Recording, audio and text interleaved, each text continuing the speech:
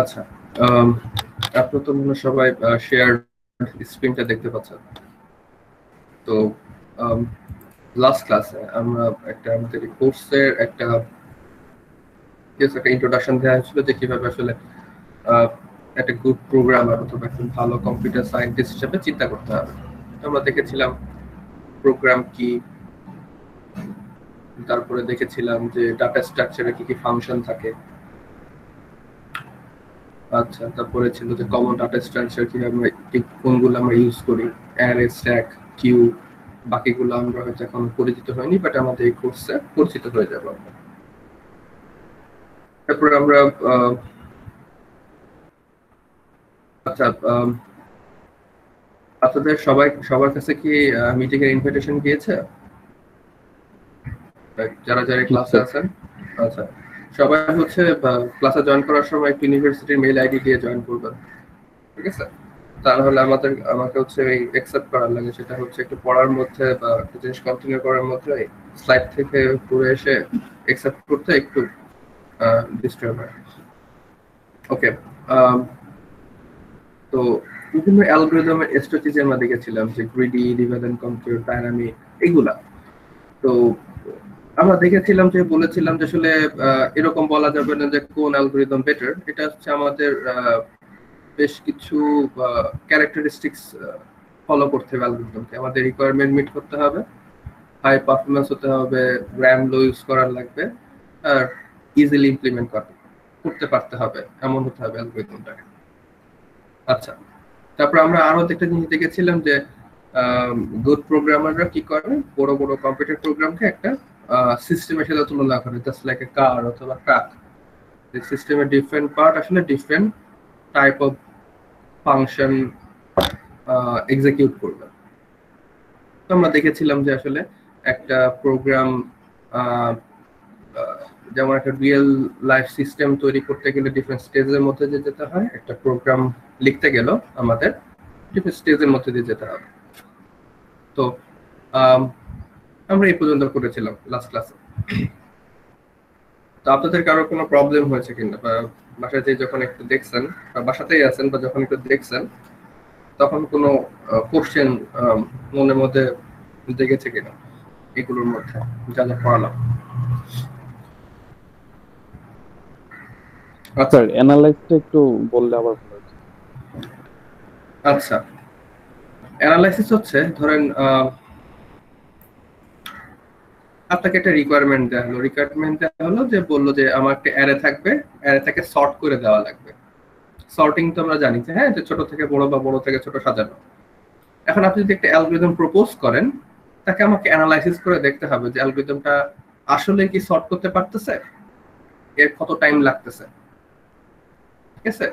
বা ধরেন আপনি সর্ট করতে চাচ্ছেন, ধরেন আপনি কম্পিউটার প্রোগ্রাম বানাচ্ছেন না, ধরেন আপনি অ্যাপল ওয়াচের জন্য কোন একটা কোড লিখতেছেন, তাহলে অ্যাপল ওয়াচের তো মেমোরি কম থাকে, আপনার অ্যালগরিদমটা কি অনেক বেশি মেমোরি নেয়? এই সবগুলো হচ্ছে অ্যানালাইসিসের মধ্যে যাবে। আপনার অ্যালগরিদমটার বিহেভিয়ারটা কি, আপনার যে রিকোয়ারমেন্ট, সেই রিকোয়ারমেন্টটা কি ফুলফিল করবে? আমি কি বোঝাতে পেরেছি? লাইক ধরেন আপনি একটা অ্যালগরিদম দিলেন, এখন অ্যালগরিদমটা ধরেন অনেক বেশি মেমোরি নেয়, ঠিক আছে? ধরেন রান করতে গেলে 50 মেগাবাইট হতে মেমোরি নিয়ে নেয়। এখন আমাদের যে স্মার্ট ওয়াচগুলো আছে, স্মার্ট ওয়াচ কিছু ছোট, তাদের মেমোরি ছোট, মেমোরি কম থাকে। তো এই কম মেমোরির ফোনে যদি আপনি এমন একটা প্রোগ্রাম লিখে ফেলেন যে অনেক বেশি মেমোরি নিবে, তাহলে তো হবে না। তাহলে আপনাকে আসলে কোনো প্রোগ্রাম লিখে ফেলার আগে আপনাকে দেখতে হবে রিকোয়ারমেন্টের সাথে আমার অ্যালগরিদমের ম্যাচ আছে কিনা। এটাকে আমরা বলবো অ্যানালাইসিস, ঠিক আছে? আমরা অ্যালগরিদমটাকে ভেঙে চুরে দেখবো যে আসলে এটা আমাদের রিকোয়ারমেন্টের সাথে যাচ্ছে কিনা, বা এর কোন জায়গাটা খারাপ। দেখা গেল অ্যালগরিদমে অনেক বেশি টাইম লাগে, বাট আপনি অ্যালগরিদমটা ইউজ করবেন হচ্ছে সেলফ ড্রাইভিং কারে। এবং সেলফ ড্রাইভিং কার তো আমাদের অনেক খুব তাড়াতাড়ি ডিসাইড করা লাগবে, তাই না? সে যদি সামনে একটা প্যাসেঞ্জ বা একটা মানুষকে দেখে যদি অনেক টাইম ধরে ডিসাইড করে, সে তো মানুষকে চাপা দিয়ে চলে যাবে, তাই না? আমাকে অ্যানালাইসিস করে দেখতে হবে যে আমি যেটা দিচ্ছি সেটা রিকোয়ারমেন্টের সাথে কতটুকু যাচ্ছে, ঠিক আছে? বুঝতে পেরেছেন সবাই? জি স্যার। আচ্ছা, ওকে। তো আজকে হচ্ছে আমরা আমাদের লেখাপড়া শুরু করব। আহ, আচ্ছা, এখন যতক্ষণ আমরা যখন বলতেছি অ্যালগরিদম আমাদের কোর্সের নাম data structure and algorithm 1। Algorithm জিনিসটা কি? তো অ্যালগরিদমের ডেফিনিশন হচ্ছে, অ্যালগরিদম হচ্ছে একটা ফাইনাইট সেট অফ ইনস্ট্রাকশনস। তার মানে আপনি যেরকম কোড লিখে, কোডের প্রতিটা লাইন আমাকে হচ্ছে কম্পিউটারকে কিছু করতে বলে। যেমন আমি যখন বলি যে a equal to b minus 1, এটা আমি কম্পিউটারকে একটা ইনস্ট্রাকশন দিলাম, কম্পিউটারটা করবে। অ্যালগরিদম হচ্ছে এরকম কিছু সেট অফ ইনস্ট্রাকশন, ঠিক আছে? মানে অ্যালগরিদমে এরকম অনেক ইনস্ট্রাকশন থাকবে যেটা একটা পার্টিকুলার টাস্কে অ্যাকমপ্লিশ করবে। তার মানে যে কোনো একটা পার্টিকুলার কাজ করার জন্য ফাইনাইট সেট অফ ইনস্ট্রাকশন। তার মানে এরকম হতে পারে, আপনি যদি বলতে চান যে আপনি একটা অ্যারে থেকে ম্যাক্সিমাম এলিমেন্ট বের করে নেবেন, এটার জন্য আপনি যে ইনস্ট্রাকশন গুলো দিবেন, যে ইনস্ট্রাকশন গুলো ফলো করলে ইনস্ট্রাকশনের শেষে আমরা অ্যারের মধ্যে মিনিমাম এলিমেন্টটা পাবো, সেটাই হবে হচ্ছে একটা অ্যালগরিদম, মিনিমাম বের করার অ্যালগরিদম। সবাই কি অ্যালগরিদমটা বুঝতে পারছে? অ্যালগরিদম জিনিসটা কি, বা অ্যালগরিদমের ফর্মাল ডেফিনিশনটা কি? জি স্যার। তো অ্যালগরিদমের ডিফারেন্ট ক্রাইটেরিয়া থাকবে। তো ফার্স্টে হচ্ছে অ্যালগরিদম ইনপুট। ইনপুট আসলে আমার অ্যালগরিদমের জন্য আসলে নেসেসারি নাই। আমাদের অনেক অ্যালগরিদম থাকতে পারে যে কোনো ইনপুট ছাড়াই কাজ করে, ঠিক আছে? কেউ কি কিছু বলতে পারবেন যে এরকম অ্যালগরিদম কি হতে পারে, যে অ্যালগরিদম কোনো ইনপুট দিবে না, বা সেটা একটা অ্যালগরিদম?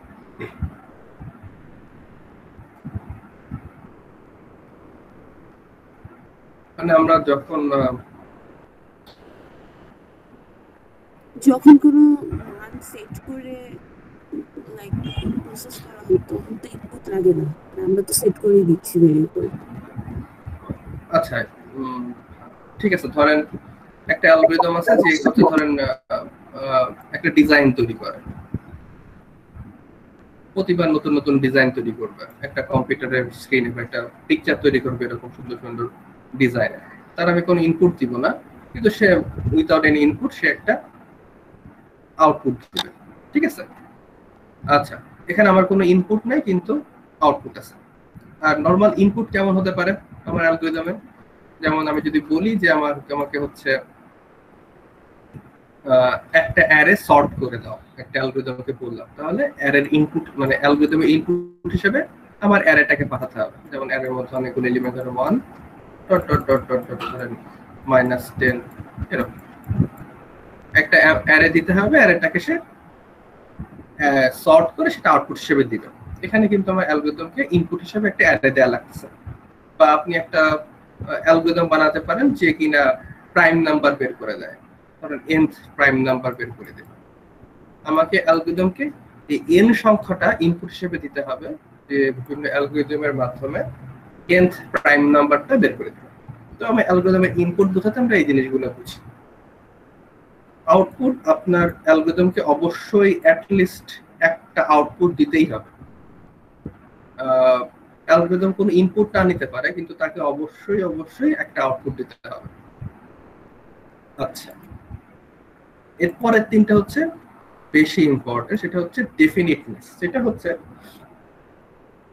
আপনি যে আমি বললাম যে এটা ফাইনাইট সেট অফ ইনস্ট্রাকশন, এই ফাইনাইট সেট অফ ইনস্ট্রাকশন গুলোকে ক্লিয়ার হইতে হবে এন্ড আনঅ্যাম্বিগুয়াস হতে হবে। তার মানে প্রতিটা ইনস্ট্রাকশন যেন একেবারে ক্লিয়ার হয়।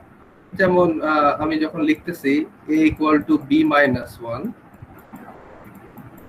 এখানে কিন্তু কোনো, এটা কিন্তু একেবারে ক্লিয়ার, এমন না যে ইনস্ট্রাকশনটা বোঝা যাচ্ছে না। আমি যখন বলবো যে একটা অ্যালগরিদমের প্রতিটা স্টেপ হতে হবে হচ্ছে খুবই ক্লিয়ার। ফাইনাইটনেস বলতে কি বোঝায়? ফাইনাইটনেস বলতে বোঝায় হচ্ছে আপনার অ্যালগরিদমকে অবশ্যই একটা ফাইনাইট নাম্বার অফ স্টেপস এর পর থেমে যেতে হবে। এমন কোনো অ্যালগরিদম লেখা যাবে না যেটা আজীবন চলবে, ঠিক আছে?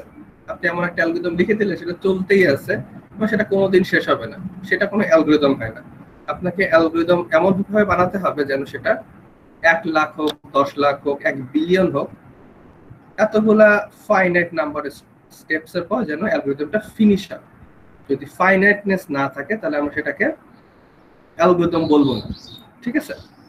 মানে আপনি ধরেন একটা ফর লুপ লিখলেন, আপনাকে এরকম এরকম অনেক সময় হয় না যে ফর লুপটা ইনফাইনাইট হয়ে গেছে, আপনার প্রোগ্রাম বন্ধ হচ্ছে না। এরকম সমস্যার মধ্যে কি পড়েছেন আপনারা, যে যখন এসকিউএল অথবা ওপি করেছেন তখন দেখা যায় যে আপনারা যদি যখন কোনো ভুল করে থাকেন, দেখা যায় যে অনেক ভেরিয়েবল বুঝতে পারেননি, ভেরিয়েবল অ্যাসাইনমেন্টটা ঠিক মতো হয়নি, বা ফর লুপের ভেরিয়েবলটা ভুল হয়ে গেছে। তখন কি হয়, তখন আসলে প্রোগ্রামটা বন্ধ হতে চায় না, প্রোগ্রামটা চলতেই থাকে। দেখা যায় যে আপনার টিএ অথবা যে টিচার আছে সে কোডটা দেখতে আসছে, কোনো আউটপুট দিচ্ছে না, চলতেই আছে। এটা হচ্ছে সেই কেস, আপনি এমন ভাবে অ্যালগরিদমটা ডিজাইন করেছেন এটা ফাইনাইট নাম্বার স্টেপস এর পর সেটা বন্ধ হচ্ছে না। আর এটা হচ্ছে সবচেয়ে ইম্পর্টেন্ট লাস্ট, এটা ইফেক্টিভনেস। সেটা হচ্ছে ইনস্ট্রাকশন গুলা যে পার্টিকুলার টাস্ক কমপ্লিট করবে সেটার জন্য কমপ্লিট করে। মানে আপনি ভুল সেট অফ ইনস্ট্রাকশন দিলে সেটা অ্যালগরিদম হবে না।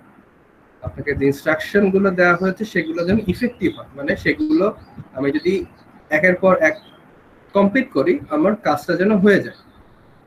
আচ্ছা, তো প্রথম দুটো ইনপুট আউটপুট, পরের তিনটা হচ্ছে বেশি ইম্পর্টেন্ট, ডেফিনিটনেস, ফাইনাইটনেস এন্ড ইফেক্টিভনেস। আচ্ছা ওকে, আমি হচ্ছে সব মুছে দিই। তো লাস্টে এখানে একটা কথা লেখা আছে যে একটা প্রোগ্রাম সে হচ্ছে ফাইনাইটনেস ক্রাইটেরিয়া স্যাটিসফাই নাও করতে পারে। এটা কেন একটু বলেন তো? একটা কম্পিউটার প্রোগ্রাম আর অ্যালগরিদমের ডিফারেন্সটা এই জায়গায়। অ্যালগরিদম আসলে ফাইনাইটনেস, মানে একটা কম্পিউটার প্রোগ্রামে আসলে ফাইনাইটনেস নাও থাকতে পারে। তার মানে রিয়েল লাইফে এমন অনেক প্রোগ্রাম আছে যেগুলো আসলে কোনো সময় বন্ধ হয় না, বা আমরা চলতেই থাকে আজীবন, এরকম কম্পিউটার প্রোগ্রাম আছে। তো চিন্তা করে বলেন তো যে এরকম কম্পিউটার প্রোগ্রাম কি হতে পারে? স্যার কিওয়ার্ড ডিটেকশন যেটা, আবার বলেন একটু। স্মার্ট স্পিকারে কিওয়ার্ড ডিটেকশন, যেমন হে গুগল বলতে হয় আমাদের গুগল অ্যাসিস্ট্যান্টকে অ্যাক্টিভেট করতে, ওইটা অলওয়েজ শুনে থাকে যে আমি ওই কিওয়ার্ডটা বললাম কিনা, এটা অলওয়েজ শুনে থাকে।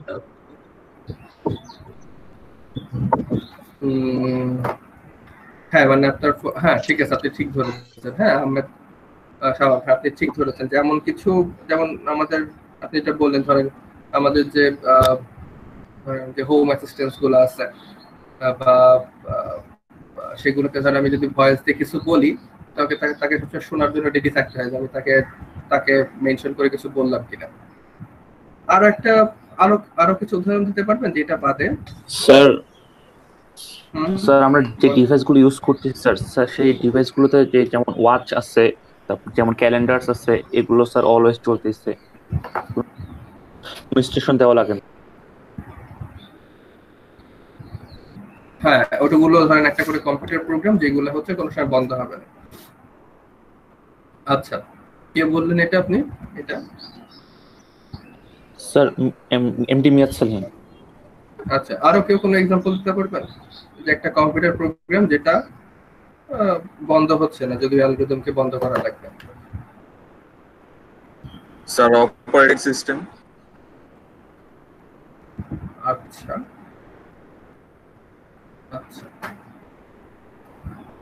অপারেটিং সিস্টেম একটা প্রোগ্রাম হিসেবে চিন্তা করলে অপারেটিং সিস্টেম এরকম হতে পারে। এটার অনেক ভালো এক্সাম্পল হচ্ছে আমাদের ধরেন সার্ভার গুলা। মনে করেন আমাদের ইএলএমএস যে সার্ভারে মাউন্ট করা, সেটাকে তো সবসময় জেগে থাকতে হয়, তাই না? যখনই কেউ রিকোয়েস্ট দিবে বা ব্রাউজার থেকে ওই সাইটটাকে অ্যাক্সেস করতে চাইবে, তাকে রিকোয়ার্ড ডাটা দিতে হবে। তো আমরা সবসময় ধরে নিই যে আমাদের সাইট যেটা থাকবে সেটা সবসময় অ্যাক্সেসিবল থাকবে। তো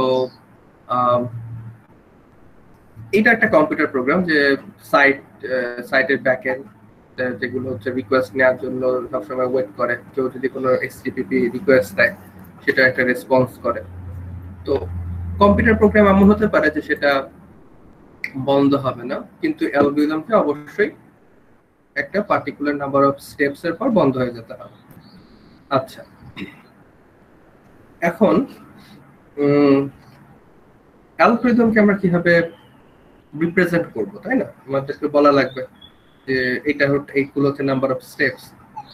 এটা কিভাবে রিপ্রেজেন্ট করা যেতে পারে? একটা ন্যাচারাল ল্যাঙ্গুয়েজ হিসাবে আমি মুখে বলে দিতে পারি যে আমার সেট অফ ইনস্ট্রাকশন গুলো এইরকম। আচ্ছা, অ্যালগরিদমকে সেই ফ্লো চার্ট দিয়ে প্রকাশ করা যেতে পারে। যে ফ্লো চার্টের সাথে আমি ধরে নিচ্ছি আপনারা সবাই পরিচিত, কারণ আমাদের ক্লাস 12 এ এখন আইসিটি তে ফ্লো চার্ট অনেক আপনারা লিখছেন, আমি দেখছি। হ্যাঁ, আর মানে অ্যালগরিদমকে যেটা আমাদের মানুষের জন্য বুঝতে সুবিধা হয় সেটা হচ্ছে একটা প্রোগ্রামিং ল্যাঙ্গুয়েজ দিয়ে আমি বলে দিব যে অ্যালগরিদমটা এরকম। আচ্ছা, তো এটা কিরকম হতে পারে?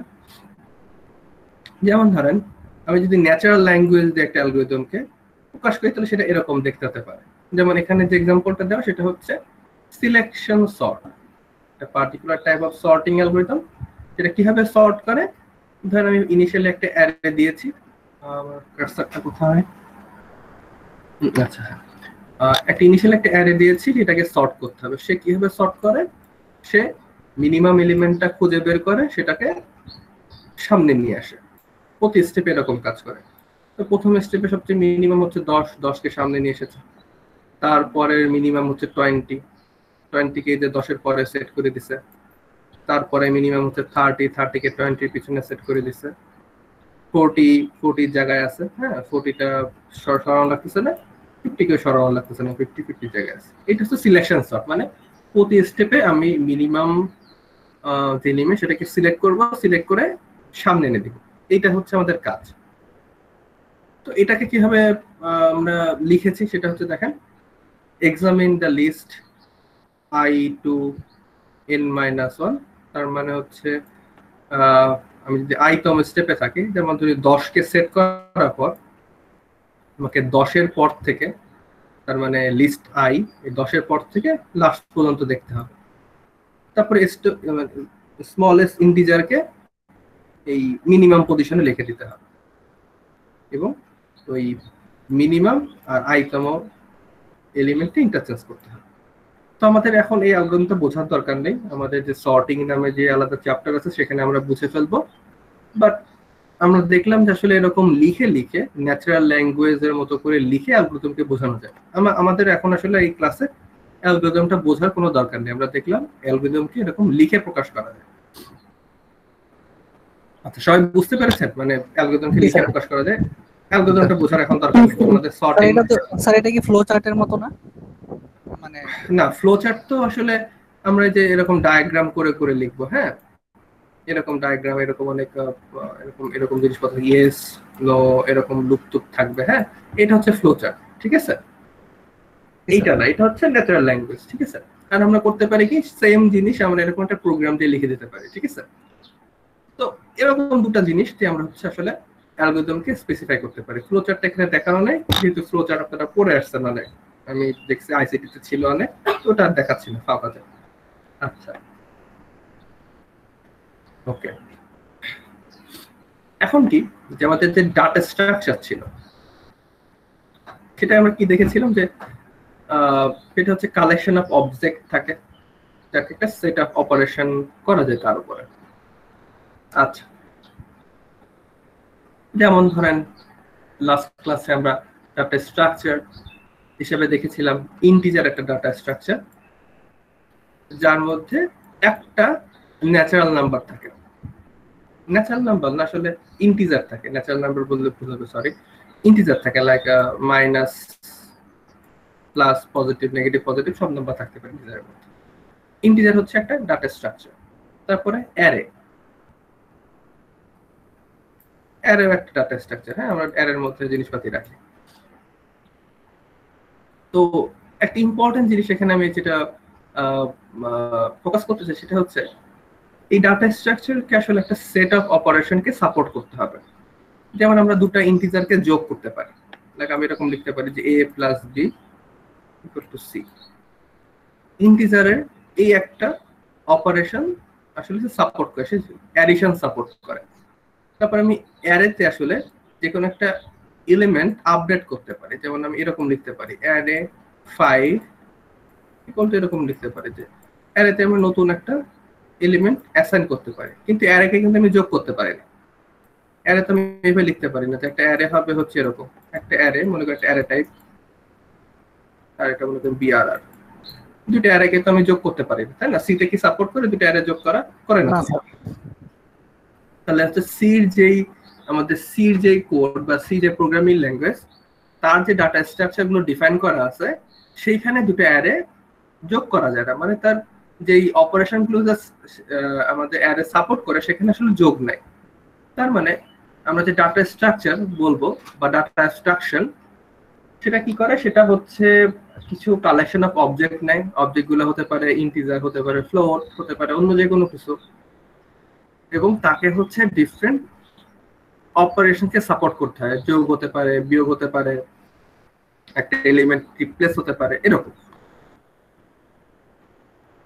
আচ্ছা, তো সিতে আমরা কি কি ধরনের ডাটা টাইপ বা ডাটা স্ট্রাকচারকে দেখি সেটা হচ্ছে, দেখেন এই যে বেসিক ডাটা স্ট্রাকচার গুলো, ইন্টিজার, ফ্লোট, ডাবল। তারপর হচ্ছে গ্রুপ ডাটা স্ট্রাকচার, তার মানে হচ্ছে অনেকগুলা এলিমেন্ট একসাথে থাকে, অ্যারে স্ট্রাকচার। তারপরে পয়েন্টার ডাটা টাইপ থাকে, ইউজার ডিফাইন, মানে আমি চাইলে নিচে থেকে কোনো একটা ডাটা টাইপ বাড়াতে পারি, ঠিক আছে, এরকম। আচ্ছা, sir user define data type কোন টাইপের হয় আসলে? ইউজার ডিফাইন ডাটা টাইপ হতে পারে এরকম,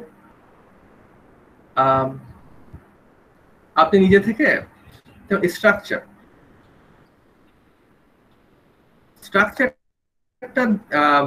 স্ট্রাকচার দিয়ে আসলে ইউজার ডিফাইন ডাটা টাইপ তৈরি করা যায়। মানে স্ট্রাকচার হচ্ছে একটা গ্রুপ অফ ডাটা নেয়। এখন স্ট্রাকচারের মধ্যে নতুন যে সি প্লাস প্লাস যদি করে থাকেন, তাহলে অথবা আপনারা তো ওপি করেছেন, তাই না? জাভাতে একটা ক্লাস ডিফাইন করতে পারেন আপনি, ঠিক আছে? আপনি ধরেন একটা ক্লাস নিলেন, আমি একটা ক্লাস ডিফাইন করলাম, সেই ক্লাসের নাম দিলেন ধরেন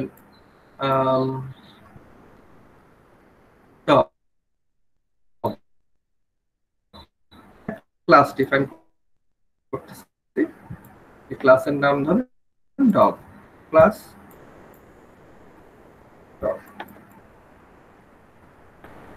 ডগের মধ্যে ধরেন এরকম ডগের মধ্যে ডগের নেম আছে, সেটা ধরেন একটা স্ট্রিং। আর ধরেন ডগের একটা এজ আছে, এটা হচ্ছে একটা ইন্টিজার, ঠিক আছে? এখন করতে হবে কি, আপনার ক্লাসে ডিফারেন্ট ফাংশন সাপোর্ট করে না ক্লাস, আপনি বিভিন্ন ফাংশন জি স্যার। লিখতে পারেন। যে আমি ডগের উপর যদি ইনক্রিমেন্ট কল করি, তাহলে কি হবে, ডগের এজ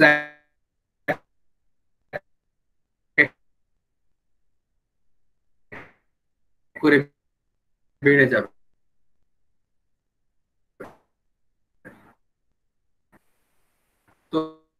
তো দেখেন আমাদের যে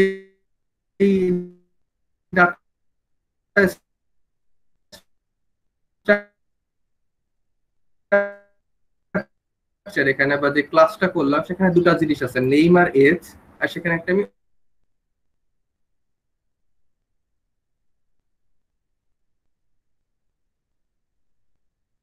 স্যার আপনার কথা কাইটা কেটে আসতেছে, এটা কি আমার প্রবলেম হচ্ছে নাকি সবারই হচ্ছে? আমি স্যার আমরা শুনতেছি না। সব কথা কেটে কেটে আসতেছে। পরের গুলোতে চলে যায়। আচ্ছা, যেটা ইম্পর্টেন্ট কনসেপ্ট এখানে আছে সেটা স্যার কথাগুলো শোনা যায় না। কথাগুলো কেটে কেটে আসতেছে, আপনার কথা শোনা যায় না। আচ্ছা ঠিক আছে, আমি একটু তাহলে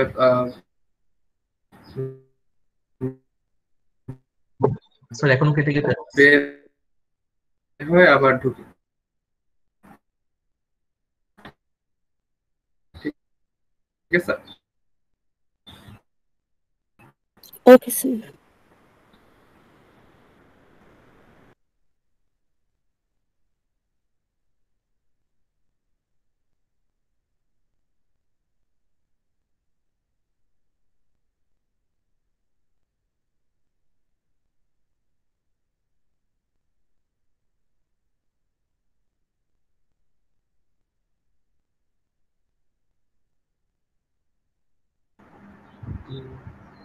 আমার কথা কি এখন শুনতে পাচ্ছেন আপনারা? জি স্যার। জি স্যার। আচ্ছা, হয়তো নেটওয়ার্কের একটু প্রবলেম হয়েছিল। আমার কথা কি এখনো কাটা কাটা শোনা যাচ্ছে? না স্যার। এখন ভালো। আচ্ছা ঠিক আছে, আমাকে একটু বলেন যে আপনারা লাস্ট কোন পোর্শনটা শুনেছেন বা কোন পর্যন্ত শুনেছেন? স্যার স্ট্রাকচারে একটু রিপিট করলে বেটার হয়, ওইখান থেকে। আচ্ছা, মানে যে একজন জিজ্ঞাসা করেছিলেন যে ইউজার ডিফাইন ডাটা টাইপটা কি রকম, ওটা থেকে? জি স্যার। ক্লাস যে ডিফাইন করছেন ওটা শুনছি, তারপরে আপনি ওই যে ক্লাসের ভিতরে ফাংশন বলতে শোনা গেছে, তারপরে শোনা যায় না। আচ্ছা আচ্ছা ঠিক আছে, আমি আমি আমি বলছি।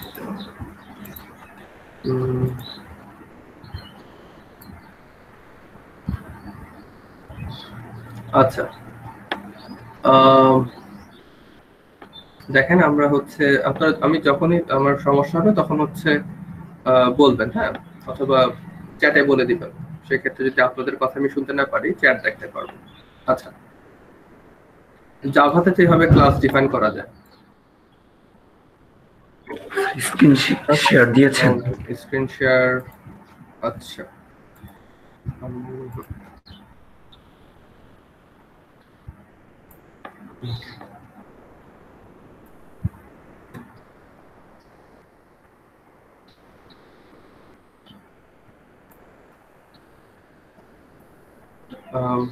এখন দেখতে পাচ্ছেন আপনারা একটা ব্ল্যাক স্ক্রিন?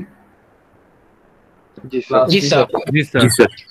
ওকে, আমি ধরেন ক্লাস ডিফাইন করলাম, ক্লাসের নাম দিলাম ধরেন ডগ নামে একটা ক্লাস। ডগ নামে একটা ক্লাসের মধ্যে ধরেন এরকম কিছু জিনিস আছে, নেম আছে,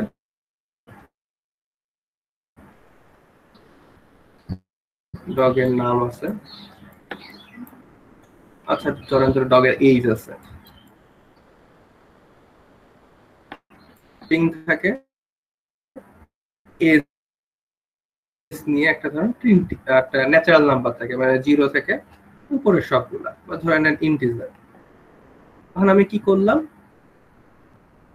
আমি উপরে একটা ফাংশন ডিফাইন করলাম যে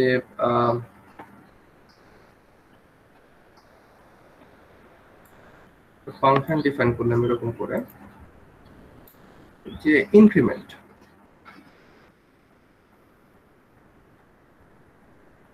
ইনক্রিমেন্ট সেটা কল করলে কি হয়, কল করলে ধরেন আমাদের এজ 1 করে বেড়ে যায়,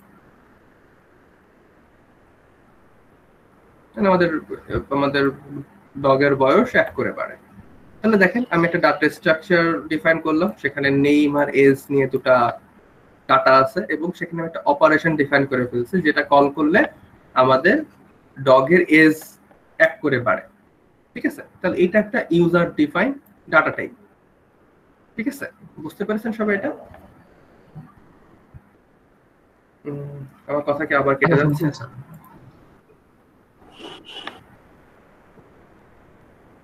আচ্ছা, বুঝতে পেরেছেন তো সবাই, তাই না, ইউজার ডিফাইন ডাটা টাইপটা?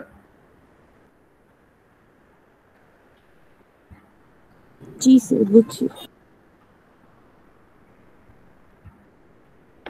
ওকে,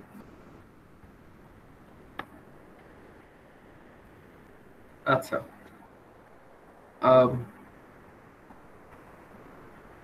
এখন যেটা পড়বো সেটা হচ্ছে অ্যাবস্ট্রাক্ট ডাটা টাইপ।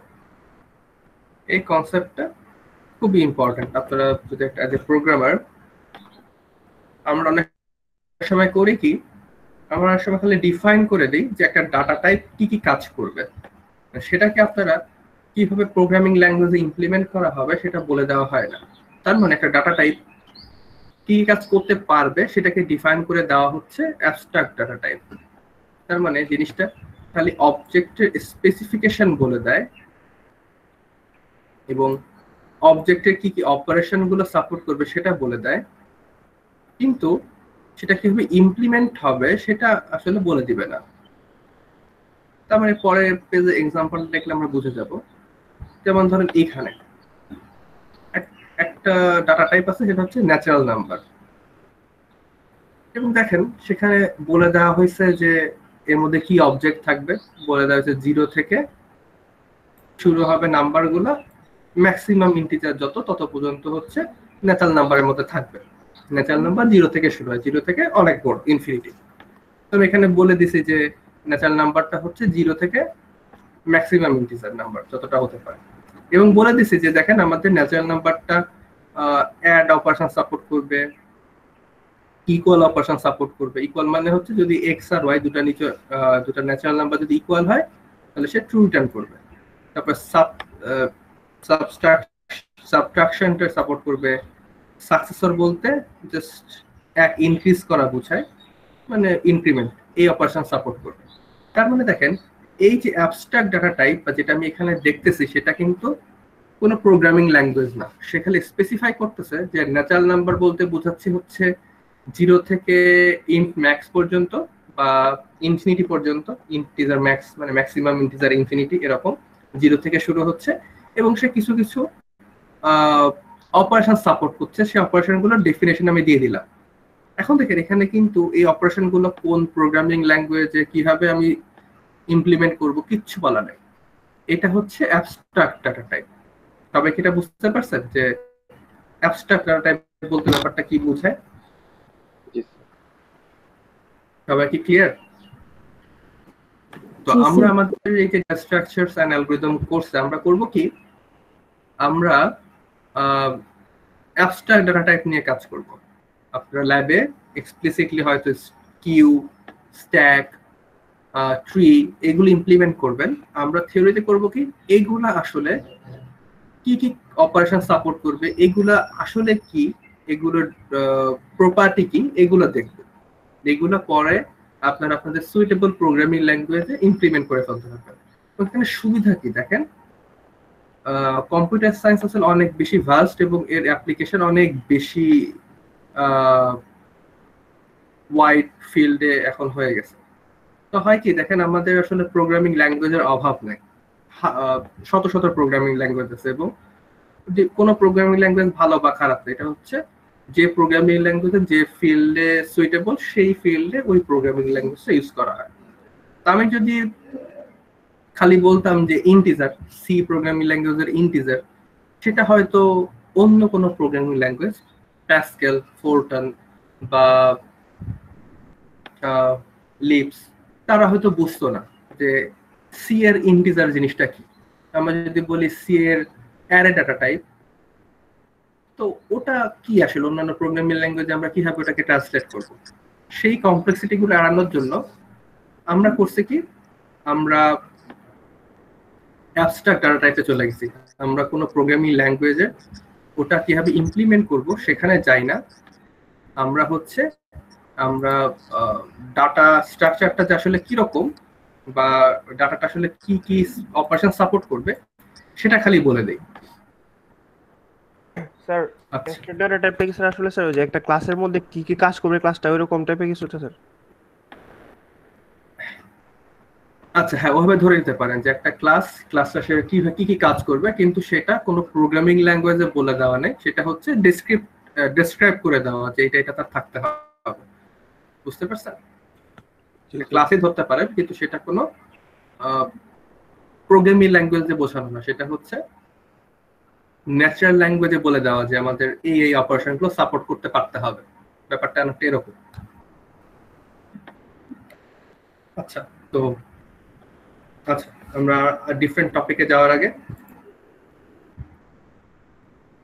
সবাই এ পর্যন্ত সবকিছু বুঝছেন কিনা একটু বলেন আমাকে। জি স্যার। আচ্ছা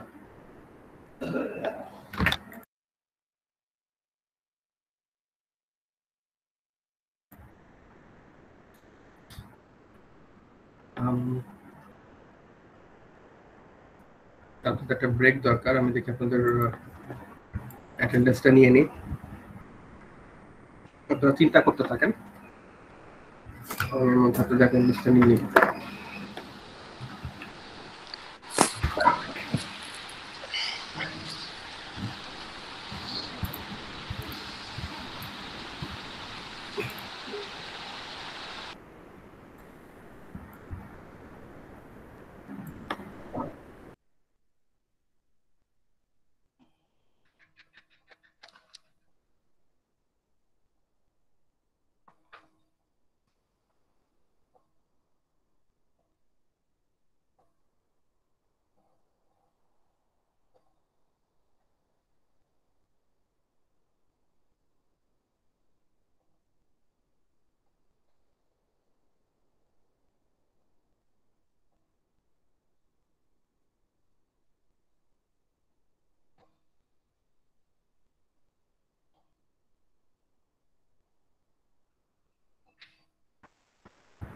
আচ্ছা, সবাই কি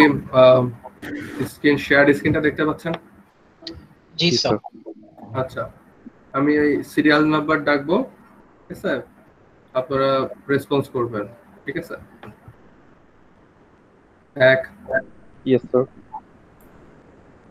2 3 yes sir. 4 5 yes sir. 6 yes sir. 7 8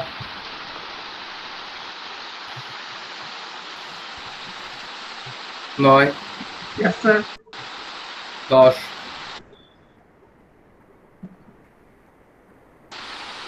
11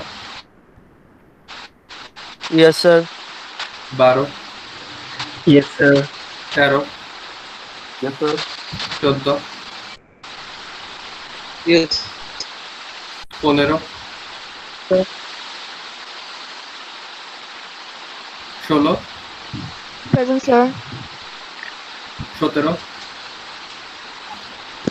sir 15 yes sir. হ্যাঁ 15 দিয়েছি। 17 আছেন? মিনহাজুল ইসলাম সিয়াম। 18 19 তাপস দাস।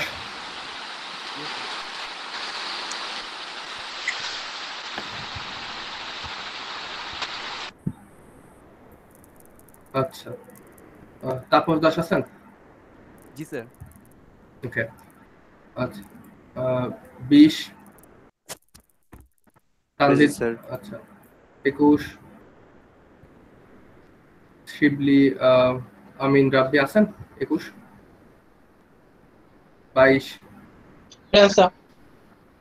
23 yes sir.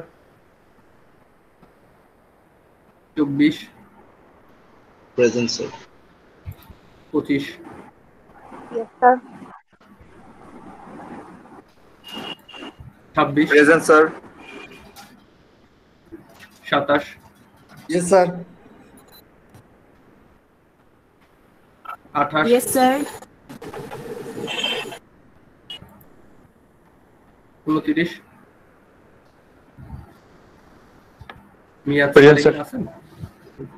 ওকে, 30 প্রেজেন্ট স্যার। প্রেজেন্ট স্যার আছে sir. 31 yes sir. Sir Meyad Salin আছে। ওকে, হ্যাঁ দিয়েছি 32 Jobair Rahman. Yes sir. 33 yes sir. 34 Tarikuzzaman Tuhin. Present sir. 35 Ariful Yes, sir. আচ্ছা। 36 আলভি ফারহান শাহরিয়ার আলভি। 37 আবির হাসান হৃদয়। 38 স্যার ফারহান স্যারের আলবি ছিল একটু আগে। ওকে, 38 ইমতিয়াজ আহমেদ। 39 রিপন কুমার। ঠিক আছে, হ্যাঁ কত? 38 29 আছেন? জি স্যার। আপনি তো একই মানুষ নাকি? না স্যার, ও আমার ফ্রেন্ড। আপনি- 38 আছে ক্লাসে দেখে। আচ্ছা, ঠিক আছে। তো উনি রেসপন্স করছে না কেন?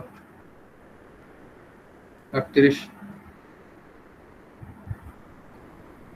ওনার কি, আপনার কি সমস্যা? চ্যাটে লিখবেন তাহলে, না থাকলে। আপনাদের কারো যদি ওই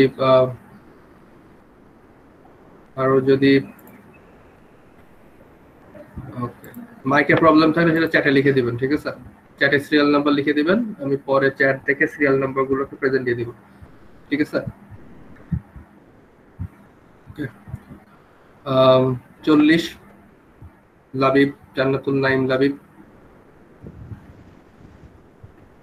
41 Saleh Mohammad Yusuf. 42 yes sir. 43 present sir. 44 45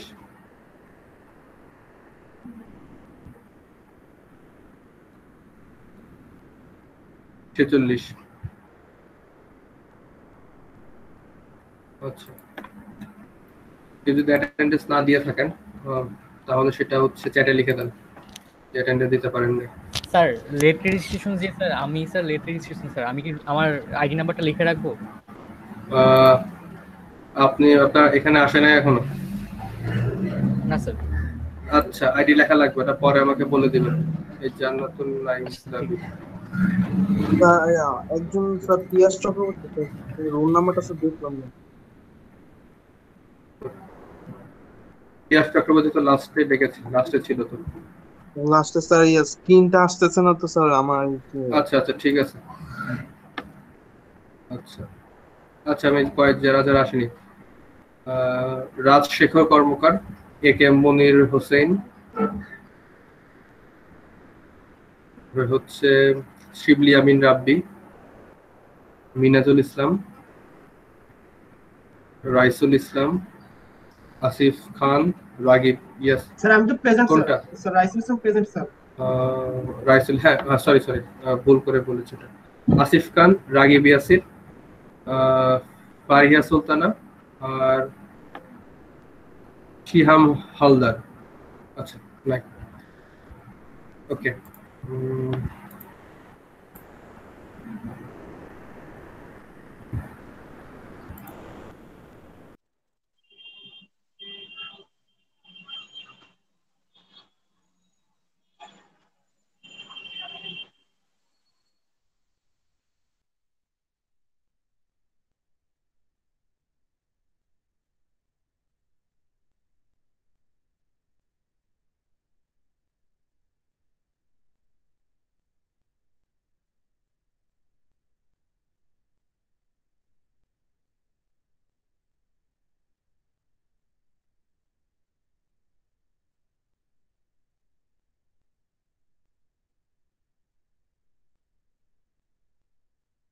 sir এই স্লাইডগুলো কি ইএলএমএস এ দিবেন না স্যার?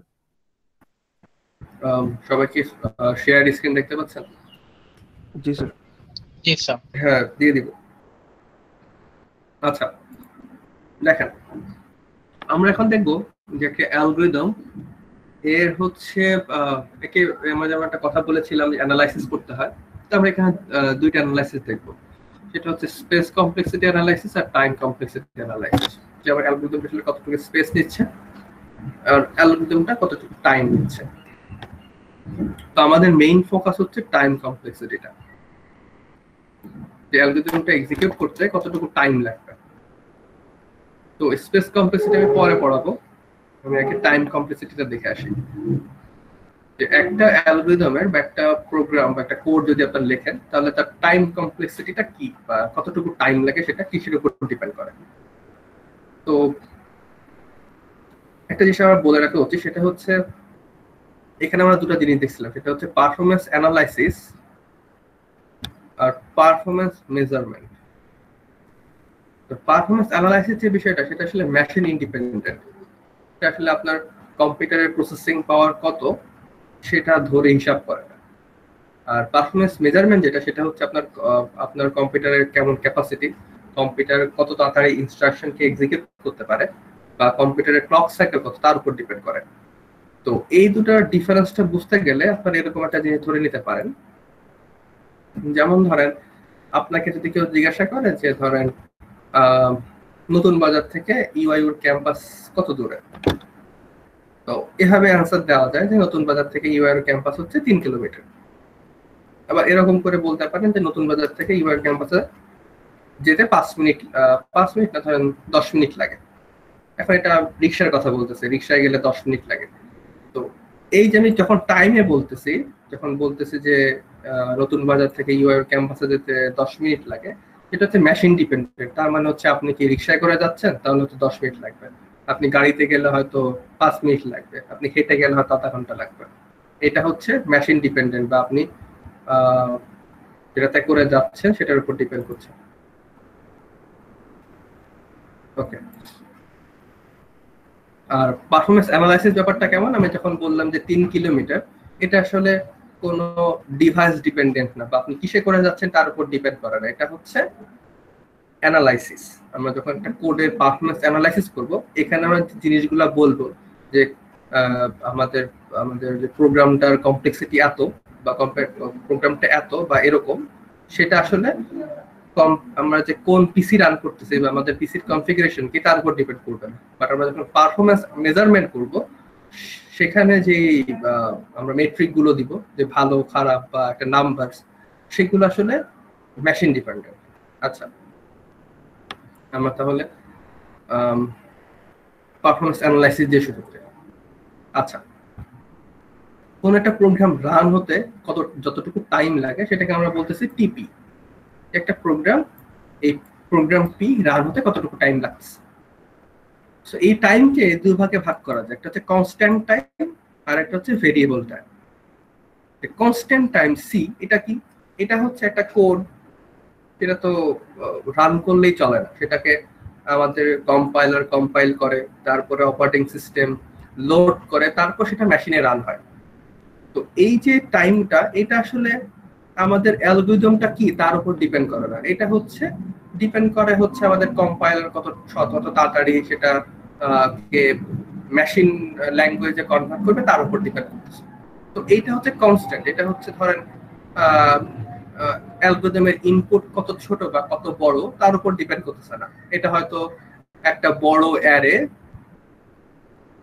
তাকে ধরেন একটা অ্যারেতে যদি 1000 নাম্বার থাকে, 1000টা নাম্বার থাকে, সেটাকে কম্পাইল করতেও আমার কম্পিউটারে যতটুকু টাইম লাগবে, একটা অ্যারেতে যদি 10টা এলিমেন্ট থাকে, তাকেও কম্পাইল করে মেশিন ল্যাঙ্গুয়েজে কনভার্ট করতে একই টাইম লাগবে। এটা হচ্ছে যে আমরা বলছি ফিক্স রিকোয়ারমেন্ট। এটা একটা পার্টিকুলার কোড, তাকে আমি কত ছোট বা কত বড় ইনপুট দিচ্ছি তার উপর ডিপেন্ড করতেছে না। এটা হচ্ছে আমাদের কম্পাইলার কম্পাইল করে মেশিন ল্যাঙ্গুয়েজে কনভার্ট করতেছে, এইটুকুর জন্য যে টাইমটা লাগছে সেটা হচ্ছে ফিক্স রিকোয়ারমেন্ট টাইম। আর একটা যেটা আছে টিপিআই, এটা আমাদের প্রোগ্রামে ইনপুট আই এর উপর ডিপেন্ড করে। স্যার ফিক্সড রিকোয়ারমেন্ট কি সাপোজ স্যার সব ধরনের আপনার ভয়েস কেটে আসছে। আচ্ছা, আমার কি কথা শুনতে সবার সমস্যা হচ্ছে আবার? না স্যার, ক্লিয়ার। আচ্ছা, ওকে ওকে, তাহলে একজন প্রশ্ন করতেছিলেন, সে নিশ্চয়ই স্যার কনস্ট্যান্টের ব্যাপারটা স্যার বুঝতে পারছি। আচ্ছা আচ্ছা, আমার একটা তাহলে একটা প্রোগ্রামই দেখি, ঠিক আছে? আচ্ছা, স্যার কম্পাইলার টাইমটা তো কম্পাইলার বেজে চেঞ্জ হবে না? হ্যাঁ, কম্পাইলার বেজে চেঞ্জ হবে, বাট এখানে টাইমটা লাগবে সেটা আমাকে বলতেছি ফিক্স রিকোয়ারমেন্ট। লাইক একটা মেশিনে চলতে গেলে বা এটাকে আমরা বলতে পারি fix. Compiler to compiler vary হলেও আসলে খুব বেশি ভ্যারি হবে না, এটা আমরা দেখবো পরে। আমি একটা কোড দেখি, ঠিক আছে? লাইক এটা আমার পরে আসার কথা ছিল, বাট যেহেতু আমরা বুঝতেছি না,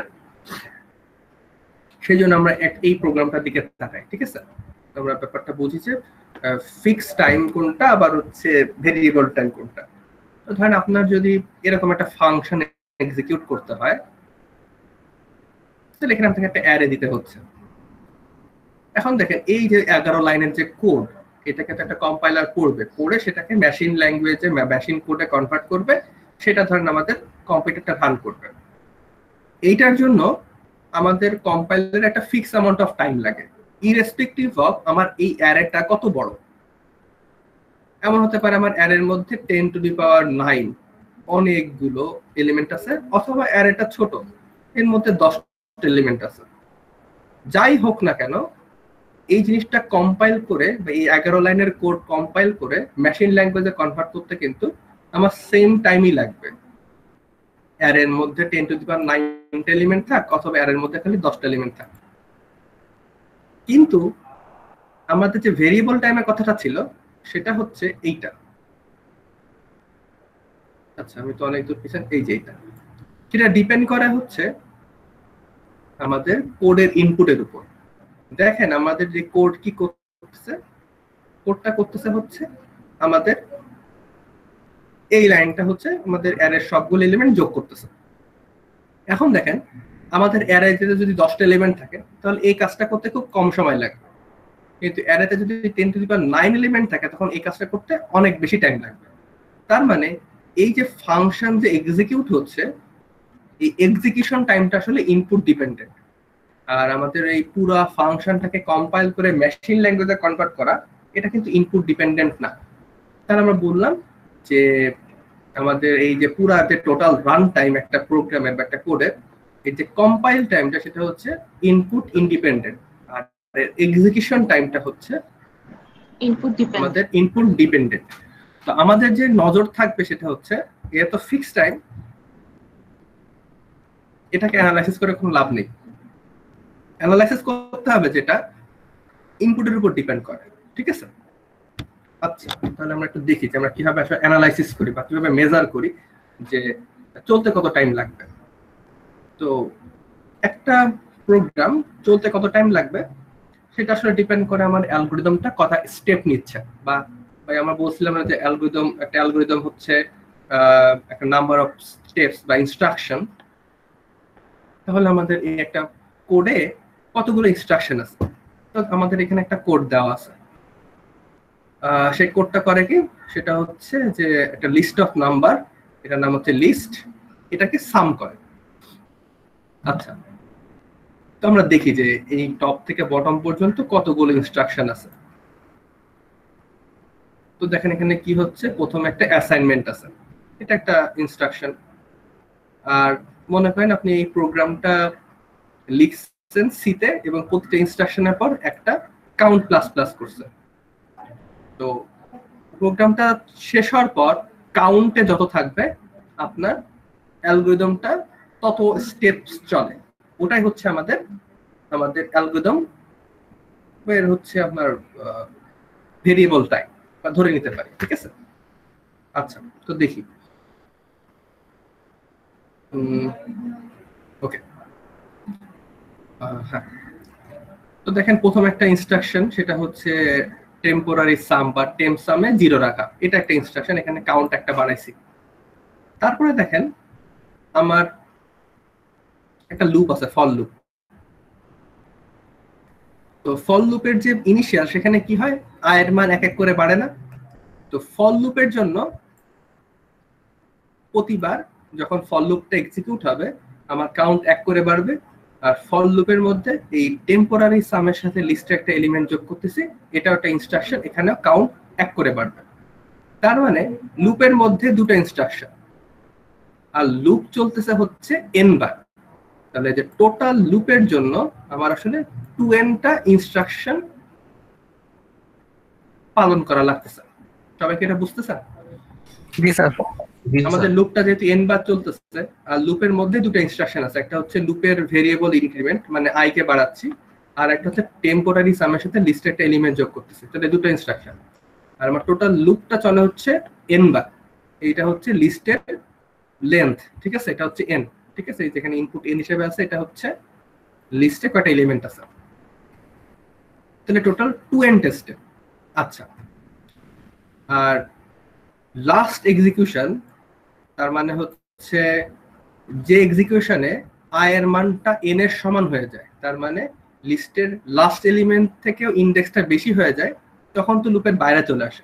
কিন্তু তখনও তো আমাদের একবার এই ফর লুপের ভেরিয়েবলকে বাড়ানো লাগে, বাড়ায় দেখা লাগে যে আইটা আর n এর সমান নাই, মানে n এর থেকে ছোট নাই, আইটা n এর সমান হয়ে গেছে।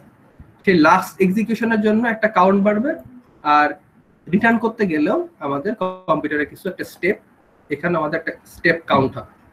তো যদি আমি সবগুলা যোগ করি, যে উপরে আর এই লুপের নিচে হচ্ছে 3টা ইনস্ট্রাকশন, 3 আর ফর লুপের মধ্যে আছে 2n, তাহলে আমাদের এই যেখানে যে আমি যে যোগ করছি, মানে আমি কাউন্ট করছি যে আমাদের এই ফাংশনটার হচ্ছে নাম্বার অফ স্টেপস কত, সেটা হচ্ছে 2n + 3। আচ্ছা, এখানে দেখেন এই যে n, এটা কিন্তু ইনপুট সাইজের উপর ডিপেন্ড করতেছে। তার মানে আমাদের লিস্টে যদি 10⁹ এলিমেন্ট থাকতো, তাহলে এর অনেকগুলো স্টেপ পালন করা লাগতো, অনেক টাইম লাগতো। আমরা যদি n এর সাইজ যদি ছোট হয় 10, তাহলে আমাদের এই টোটাল 2n + 3 অনেক ছোট একটা নাম্বার হবে, সেক্ষেত্রে আমার প্রোগ্রামের টাইমটা কম লাগবে। সবাই কি বুঝতে পারছেন এটা? জি স্যার। জি স্যার।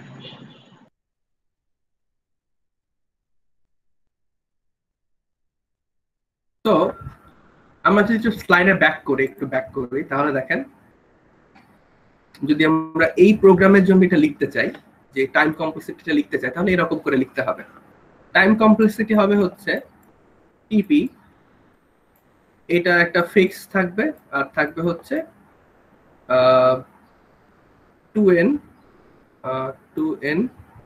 প্লাস 3।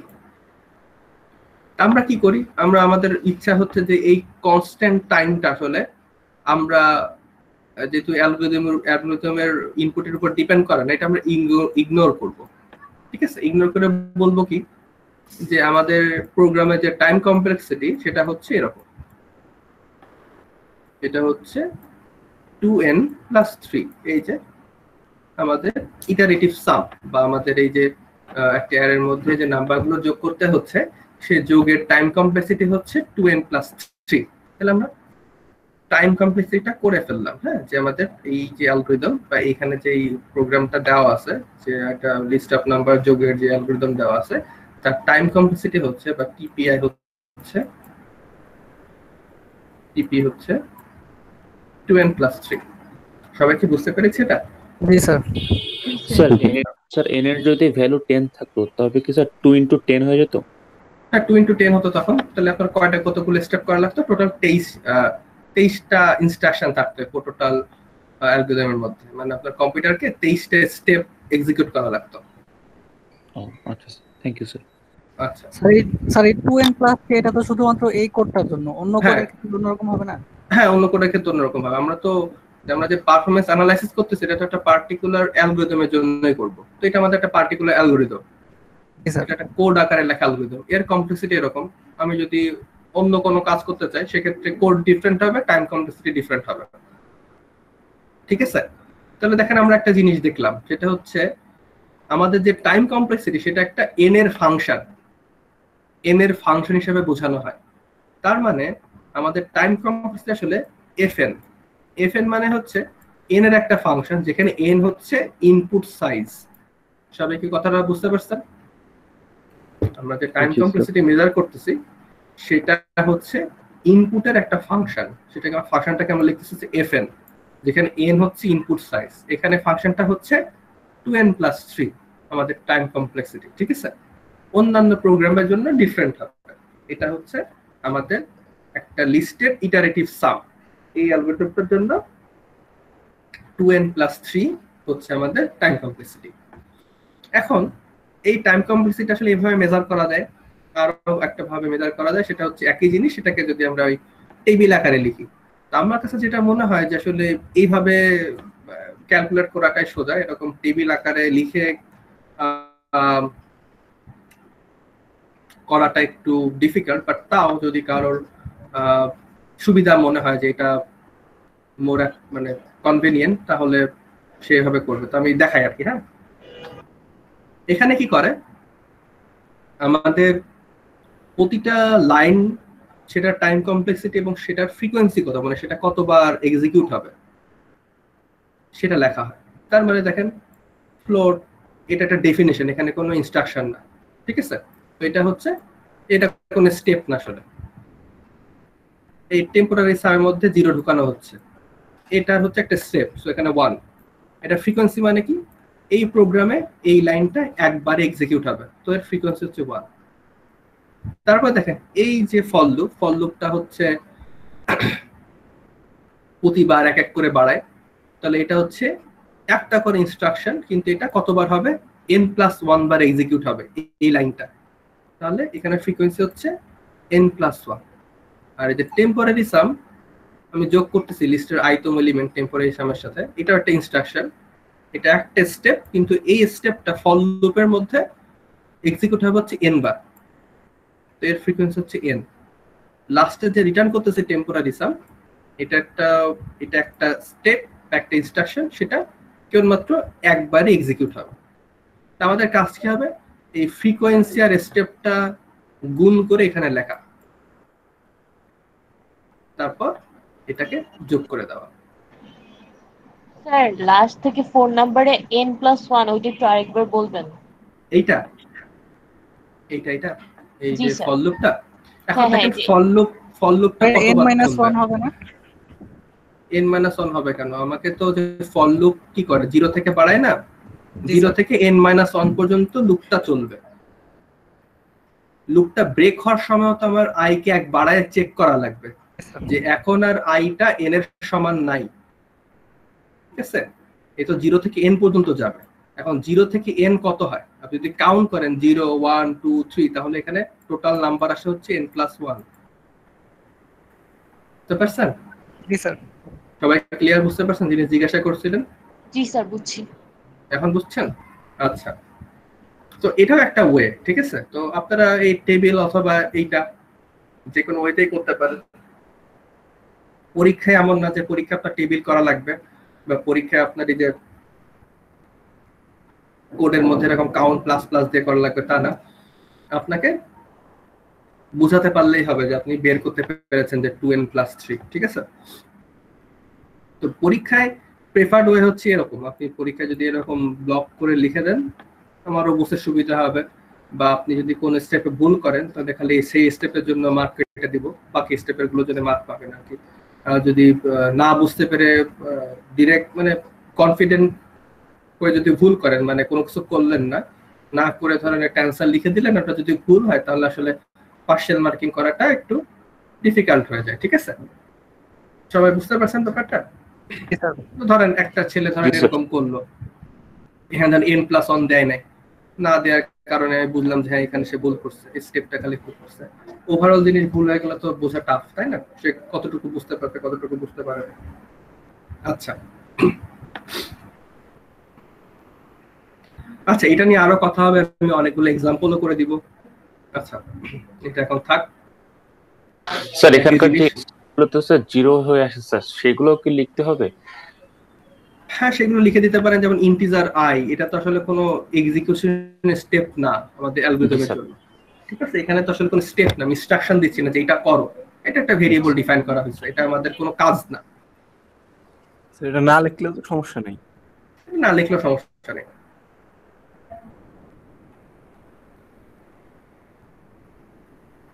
আচ্ছা আচ্ছা, এইটা হচ্ছে আপনারা মানে নিজেরা একটু একটু মিলায় দেখবেন যে ঠিক আছে কিনা, বুঝেন কিনা। আচ্ছা এটাও সেম জিনিস। আচ্ছা আচ্ছা, সো ফার যা যা বোঝানো হয়েছে স্যার সেগুলো কি বুঝতে পেরেছেন? জি স্যার। জি স্যার। আচ্ছা, এখন একটা সমস্যা আছে, সেটা হচ্ছে ধরেন আমি কিছু ফাংশন লিখলাম, আমাদের টাইম কমপ্লেক্সিটি তো একটা ফাংশন fn, তাই না? n এর একটা ফাংশন। তো ধরেন সেম কাজ করার জন্য আপনার 3টা অ্যালগরিদম আছে, ঠিক আছে? অ্যালগরিদম 1, অ্যালগরিদম 2 আর অ্যালগরিদম 3। তো ধরেন প্রথম যে অ্যালগরিদম সেটা টাইম কমপ্লেক্সিটি বা সেটার যে fn সেটা হচ্ছে এরকম n/100। আচ্ছা, সেকেন্ডটার টাইম কমপ্লেক্সিটি হচ্ছে n,